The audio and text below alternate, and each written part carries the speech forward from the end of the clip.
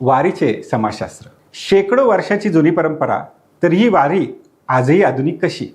एका बाजूला टाळमृदुंग तर दुसऱ्या बाजूला लाईव्ह स्ट्रीमिंग. एका बाजूला माऊलींची पालखी तर दुसऱ्या बाजूला GPS ट्रॅकिंग. मग नक्की वारी बदलतीये का वारी बदल स्वीकारून तिचं आध्यात्मिक आणि पारंपरिक रूप टिकून ठेवते? चला समजूया समाजशास्त्रातून. अनेकांना वाटतं परंपरा आणि आधुनिकता या एकमेकांच्या विरोधात असतात, पण भारतीय समाजशास्त्रज्ञ योगेंद्र सिंह यांचे मात्र मतच वेगळे.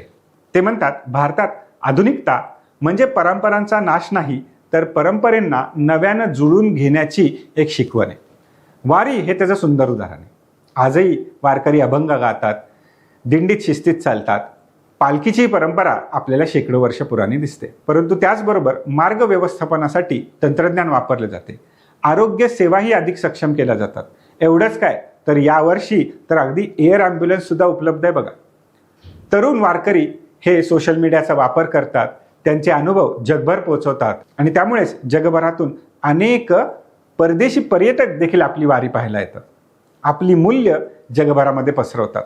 माध्यम बदलली आहेत, पण वारी मात्र तशीच आहे.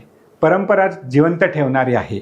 तिला विरोध करून नाही, तर आधुनिकतेला स्वीकारून ती तिची परंपरा जिवंत ठेवते. UPSCसाठी लक्षात ठेवा, योगेंद्र सिंग यांनी सांगितलेली मॉडर्नायझेशन ऑफ इंडियन ट्रॅडिशन नावाची संकल्पना, ज्याच्यामध्ये आधुनिकतेला स्वीकारून भारतीय परंपरा कशी टिकून राहिली हे समाजशास्त्रातून समजेल. आणि म्हणूनच म्हणतो, वारी समजली की समाज समजेल.